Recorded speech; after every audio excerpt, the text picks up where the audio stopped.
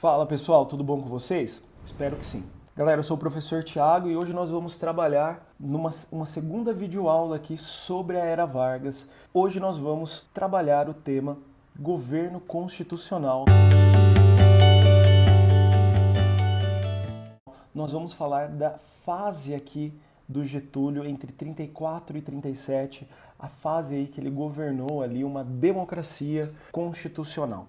Gente, após a vitória sobre a revolta de São Paulo, a Revolução Constitucionalista, Getúlio convocou uma Assembleia Constituinte que se reuniu ali em maio de 1933, né, após as eleições de maio de 33, melhor dizendo. Nessa Assembleia nós teremos ali a presença de deputados eleitos de forma direta, segundo a nova legislação eleitoral que nós aprendemos na aula passada, na videoaula passada, mas também teremos ali os chamados deputados classistas, que correspondiam mais ou menos a 1/5 aí dos deputados da Assembleia, 40 deputados ali do universo de 214 deputados.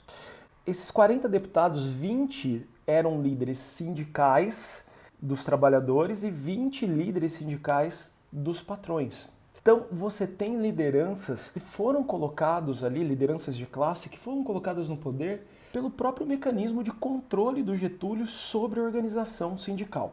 E, obviamente, eles vão apoiar o Getúlio. Essa Assembleia ela vai ser responsável também pela escolha do primeiro presidente, que será de forma indireta. E a vitória foi do Vargas. Vargas disputou aqui com o seu correligionário, né? Afinal, ambos eram do mesmo partido na Primeira República, o Borges de Medeiros.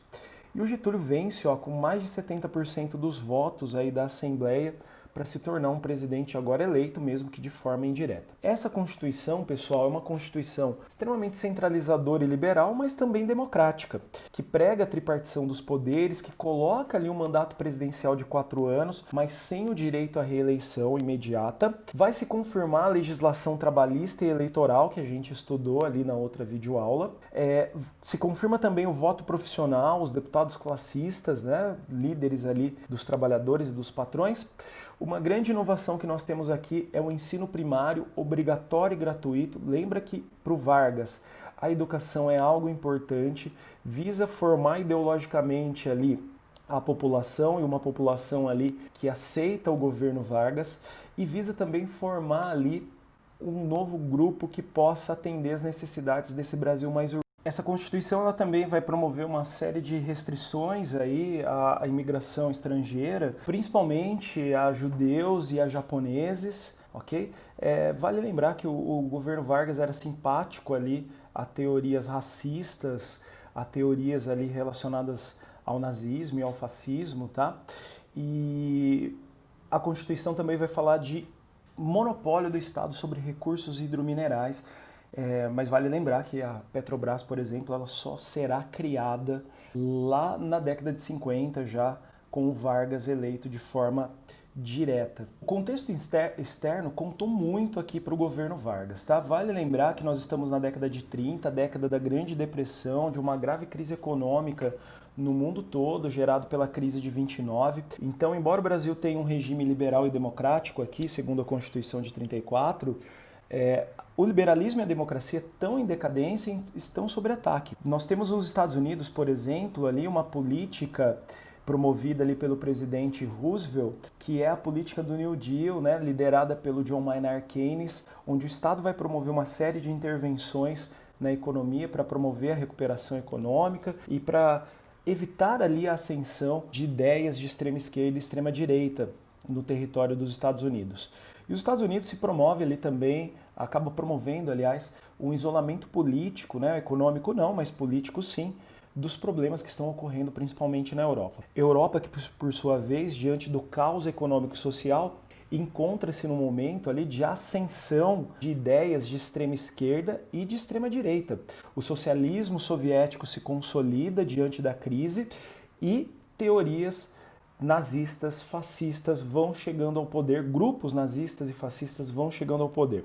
Óbvio que aqui no Brasil nós teremos influência de todo esse processo, nós teremos aqui a ascensão de grupos políticos que defendem a extrema esquerda, que defendem a extrema direita.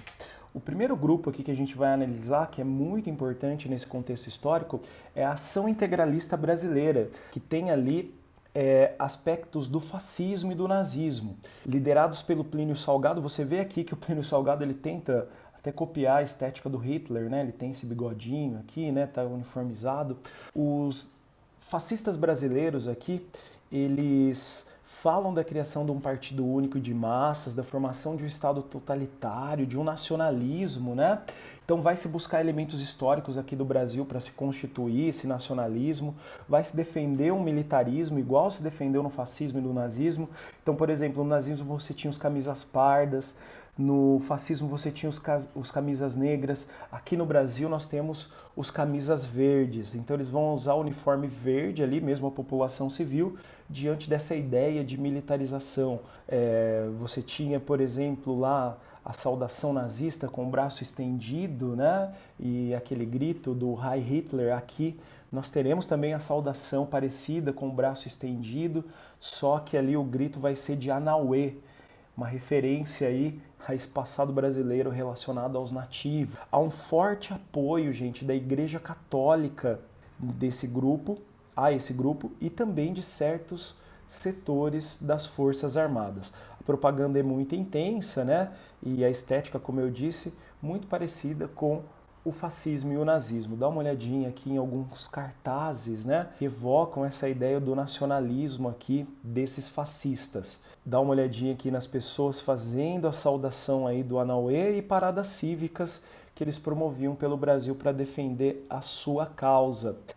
Recentemente, esses grupos neofascistas, vamos dizer assim, têm crescido aqui no Brasil, infelizmente, né? Infelizmente porque são teorias ali extremamente de defesa da violência e de combate a grupos minoritários. A própria Ação Integralista Brasileira voltou a publicar aí em páginas, em mídias sociais, as suas ideologias aí radicais. Do lado da extrema esquerda, pessoal, nós vamos ter a ascensão da Aliança Nacional Libertadora, conhecida também como ANL, liderada pelo Luiz Carlos Prestes, vinculada aí à União Soviética. Luiz Carlos Prestes, que fez inclusive um treinamento à União Soviética, voltou para o Brasil aqui em 1935, voltou acompanhado inclusive, né, da Olga Benário, que era uma alemã judia e socialista, que tornou-se sua companheira. Nós temos livros e filmes que tratam da Olga e do Prestes. Esse grupo, pessoal, promove ali uma grande crítica ao governo Vargas, falam sobre a suspensão do pagamento das dívidas externas, de uma constituição ali voltada para o povo, né? E nessa campanha contra o Vargas, pessoal, Prestes acaba promovendo ali discursos que defendem a derrubada do Getúlio. Diante dessa situação de radicalização, o Vargas, pessoal, ele busca um apoio ali da Ação Integralista, mas esse apoio é momentâneo e serve para esmagar o outro grupo rival, que é a ANL. Vale lembrar que os integralistas são anticomunistas, os socialistas são antifascistas. Então vai ser criada uma lei chamada Lei de Segurança Nacional. Com essa lei, Vargas começa a promover a censura e fecha a ANL. Diante dessa situação, em 1935, nós vamos ter uma tentativa de tomada do poder promovida aí pelos comunistas. Essa tentativa ficou conhecida como Intentona Comunista. Tivemos rebeliões em diversos quartéis do Nordeste e no Rio de Janeiro. Havia aqui a ideia de que o povo promoveria a adesão a esse movimento, que não ocorreu. Diante dessa situação, rapidamente, sem o apoio popular, sem o apoio popular no caso dos rebeldes, né, dos revoltosos, o governo Vargas consegue esmagar o movimento e agora o governo Vargas tem uma desculpa perfeita para tomar o poder. Em 1937 nós vamos ter um golpe, aliás, um autogolpe, e o Vargas vai conseguir conservar o seu poder. Já se esperava, inclusive, esse golpe, tá, pessoal? Por que eu falo isso para vocês? Nós já tínhamos pelo menos 4 candidatos à presidência aqui do Brasil. Armando Salles, aqui de São Paulo, formando parte ali da elite liberal que é contra o governo do Getúlio, né? O José Américo de Almeida, lá da Paraíba. O Plínio Salgado, líder integralista. E o Oswaldo Aranha, que seria o candidato do Getúlio.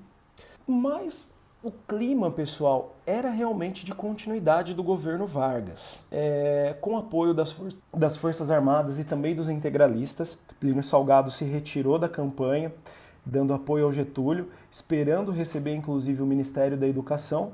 Para os fascistas, controlar a educação é algo muito importante. E as Forças Armadas, pessoal, vão noticiar ali a descoberta de um plano chamado Plano Cohen. O Plano Cohen, pessoal, seria um plano ali relacionado a uma suposta revolução comunista, que na verdade, pessoal, não existia. Não existia esse plano, não existia esse projeto, os comunistas já foram caçados aqui após a intentona comunista. Então, é um plano falso que falava da tomada do poder, da morte de milhares de pessoas, da destruição de igrejas. Então, nessa ideia aí de combater o comunismo, de combater esse inimigo vermelho, que até hoje, né, é usada como pauta aí, pelo menos do governo atual, Getúlio dá um golpe de Estado, suspende as eleições em nome da defesa aí da democracia, do capitalismo, do combate ao comunismo, fecha o Congresso e, a partir desse momento, nós vamos ter a criação do Estado Novo. Mas esse vai ser um tema que a gente vai trabalhar na próxima videoaula, galera.